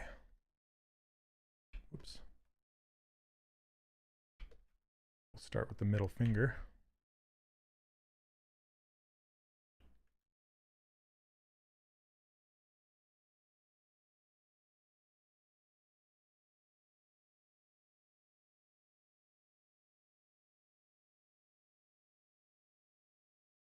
And you want to kind of make it so it bends. So it bends like, I don't know how to explain it here. Unless I'd have to go into drawing it and everything, but kind of trying to hurry. We're almost done here. And he only has 2 knuckles.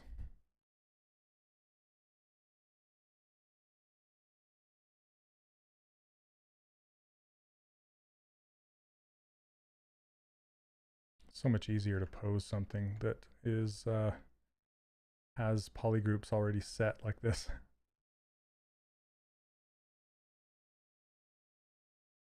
Okay. There, just have him hold it like that. No.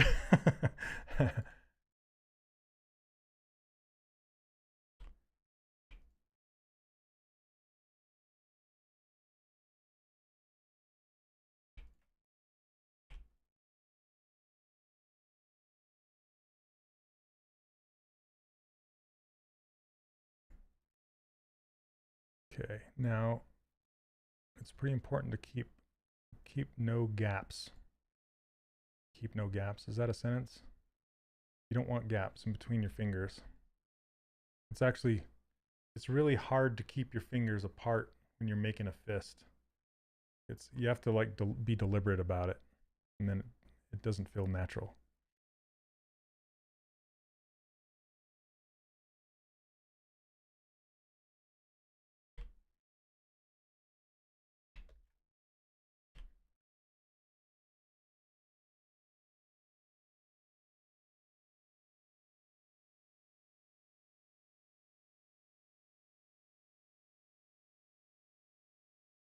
Kind of put this down here.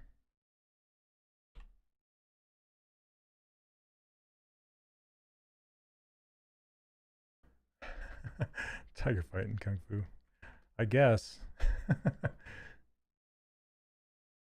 Never done that before.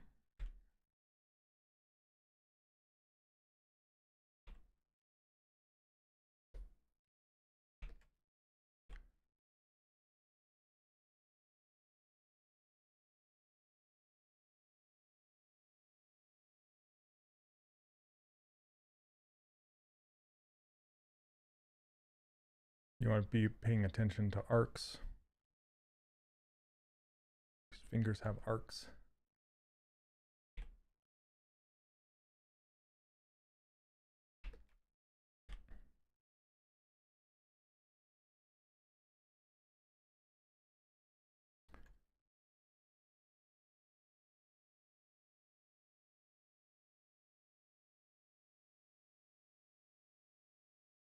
I probably want to tuck the stein in his fingers a little bit. See that gap right there?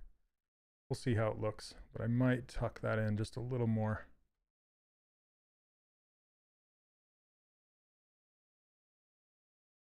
Okay, now.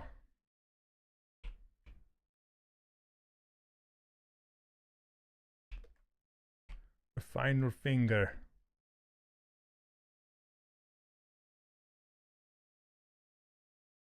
And you just think of the gizmo as a movable joint. You know, something that allows you to just pivot wherever you want.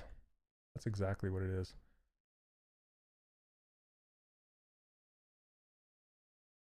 Roll this forward like that.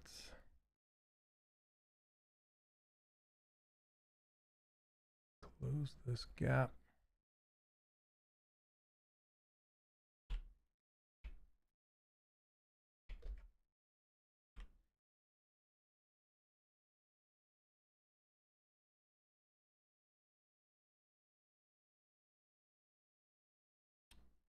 Yeah, it's feeling okay.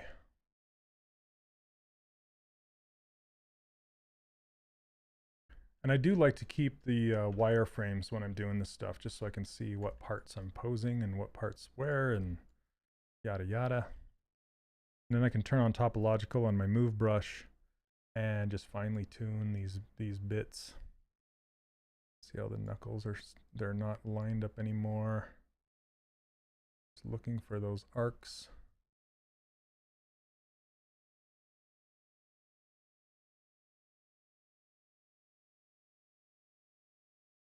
And if this was a solid mesh and not pieces, I would pose it the same way.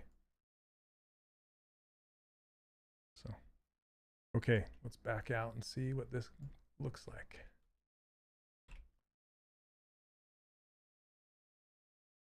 Yeah, not bad. I feel like those fingers could be thicker. They feel thin compared to these. I don't know why.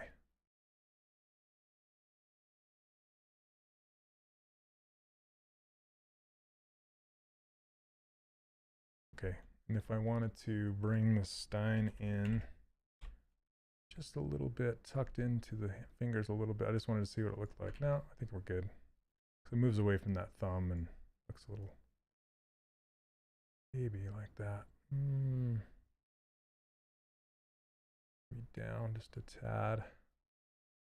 So his fingers tucked right, because the weight of the stein is going to be hanging on those fingers.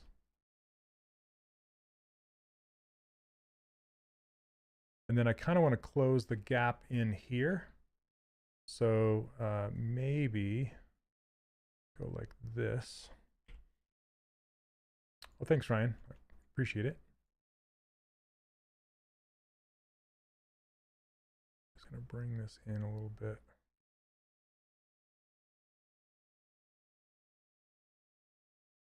You don't have to feel like you're stuck with anything you do. Like that handle, you don't be like, oh, I can't move the handle. I've already made it. It's too big, blah, blah, blah. Ah, move it.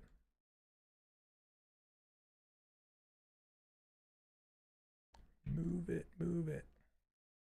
Yeah, honestly, I've had a lot of fun with this guy. Like, being a kind of a kludge together guy that's a merriment of a lot of other designs that I've seen of leprechauns and stuff. And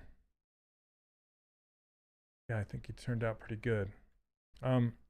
So we're out of time. I think all I have left really is I want to go through and add some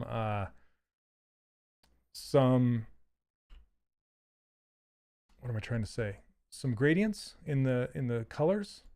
Like I want to color his beard a little darker orange than the rest of the orange on his coat and his hat. And just some gradients all over the place just to help him out. I want to give him some striped socks, add a buckle on his hat, and some smoke, just some stylized little bit of smoke. This was done from start on stream. I want to check the VOD when it's over. So I didn't stream all of it, but I streamed most of it. And you can find the replays on Pixologic's YouTube channel. You can also type, do a search on Google for ZBrush Live, and then go to presenters, and you can find me. And there's a list of all my past videos there. You can do a search for, I believe, Shane Olson ZBrush on YouTube and find it there. So yeah, most of it. I didn't stream like making the coat and stuff like that, but for the most part, I streamed most of it. Streamed his face and stuff like that. So, all right, but that is going to be a wrap for today. Thank you so much for hanging out with me again, you guys. I appreciate it. We will be back next Monday with a new character. Hopefully, we're going to be back with a new month, and I don't know what the theme is going to be for the next month, but yeah, it should be fun. Looking forward to it, and I think I am going to 3D print this guy. It'd be fun to be able to set him on my shelf. And if you're interested, you can get this user interface and the brushes that I use, the ones with these crazy icons down here. These are brushes I made. You can get those for free over at 3dcharacterworkshop.com. You can see it right here, 3dcharacterworkshop.com, and Neil's posting the link in the chat. Thank you, Neil. You can go check that out. And I also teach an online course if you're interested in learning ZBrush, learning how to make stylized characters and that kind of stuff. So when will we be able to get our hands on our own Leprechaun? You know, I might make the STL available. We'll see. It'll be fun. I gotta test print him first and make sure he actually sits on your shelf and stuff like that. So yep. All right, everybody. Take care. Have a wonderful week and happy sculpting. Thank you. Cheers. We'll see ya.